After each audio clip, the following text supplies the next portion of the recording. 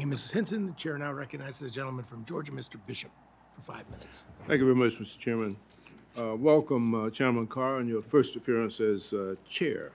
Let me just ask you, if approvals and enforcement actions have been conditioned on private companies' DEI practices, the public deserves to know how much of the agency's time and taxpayer funding is being spent on investigating and challenging these practices, because this means deprioritizing other critical objectives like broadband affordability, tribal broadband, and efficient use of the spectrum.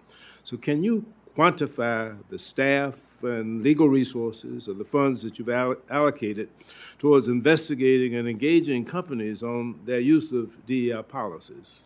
Can you quantify that? Yeah, thank you, Congressman, for the question. I can work with the team and see if we have any data available for you. What I can assure you, though, is over these first 100 days, there's been no trade-offs in terms of pursuing one issue set like this versus rural broadband or other issues. Would you provide us with that information? I'll work with the team and see what data we have available. Okay. Secondly, let me go back. You've been a consistent supporter of the Universal Service Fund throughout your time at FCC, and you know as well as anyone how important the USF is to keep America connected. When it comes to rural areas like the ones that I represent, USF is critical to help make the business case for rural broadband investment, to sustain ongoing operations, and to keep the rates for rural Americans more affordable. In your statement with the FCC's report on the future of the Universal Service Fund, you noted the importance of congressional guidance and even additional authority in certain cases with respect to the possible use of USF reform. We now have a Supreme Court case pending that could have significant implications for these programs, and leaders in Congress have been considering possible reforms through individual bills and a broader working group. Consistent with your prior assessment, do you plan to defer making any material changes to the administration of the USF until Congress provides you with direct guidance on reforms to both the contribution mechanism and the distribution programs, and until Congress also gives the FCC additional authority where needed?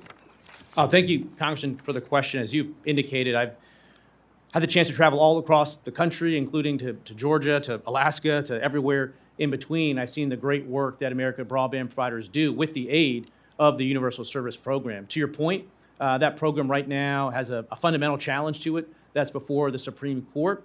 In the main, we are waiting to see how that Supreme Court case plays out, and if there's a potential after that there may be a need for additional congressional legislation, then we'll come to Congress to address that issue. Okay, thank you for that. The USF is increasingly under strain with the contribution factor nearing 37%, and the cost burden is mostly shouldered by elderly Americans.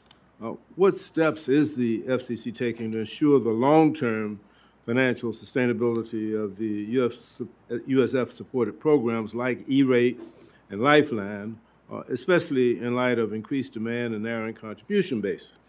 If the FCC is not planning on taking action on this, how should we in Congress reform USF to achieve the imperative?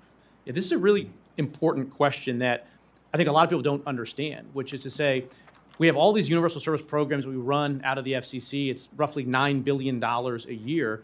But the way that $9 billion is funded is by a line item that's added to the monthly traditional telephone bill.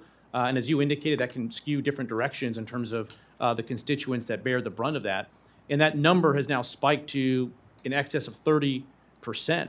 And it's really stuck in a death spiral. So I do think we need to take some sort of fundamental action to address that spiking level of USF.